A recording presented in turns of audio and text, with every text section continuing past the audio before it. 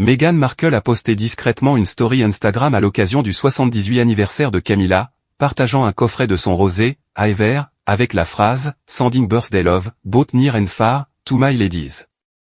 Selon elle, ce message suggère une main tendue subtile à la belle-mère royale, dans un contexte où les « peace talk » entre Harry et Charles continuent de créer des rumeurs de rapprochement. Mais derrière cette douceur apparente, comment interpréter cette stratégie? À mes yeux, ce geste fonctionne sur deux niveaux. D'un côté, il s'agit d'un cadeau personnel subtil, parfaitement aligné avec l'image lifestyle de Meghan. Le rosé est un rappel de ses goûts, de son entreprise, tout en étant un objet convivial et bienveillant. L'idée de l'envoyer, à mesdames, évoque une connexion féminine, presque intime, entre elle et le cercle féminin du palais.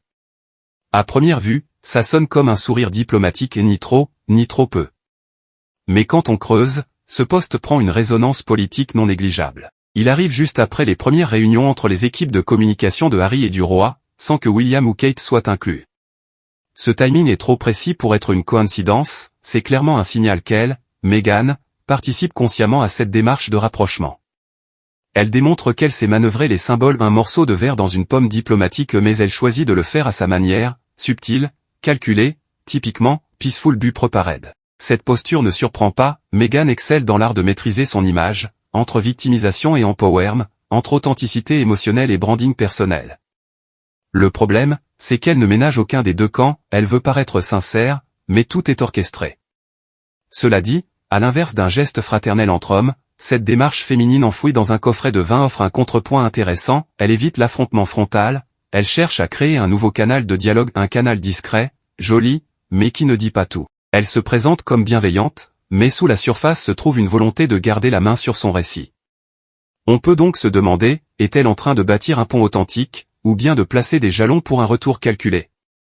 Rappelons que tout cela s'inscrit dans un schéma global, le couple Sussex cherche à réconcilier, mais seulement à ses conditions. Les invitations aux Invictus Games, la présence, calibrée, aux remises de prix, tout cela forme un puzzle diplomatique millimétré, non impulsif. En fin de compte, ce post Instagram est autant un geste qu'un move stratégique, doux, oui, mais poli par une intelligence médiatique redoutable. On ne tourne pas la page d'une saga royale avec une simple bouteille de rosé, on amorce une nouvelle ère de relations, où l'image et la marque comptent, subtile, mesurée, and always under control.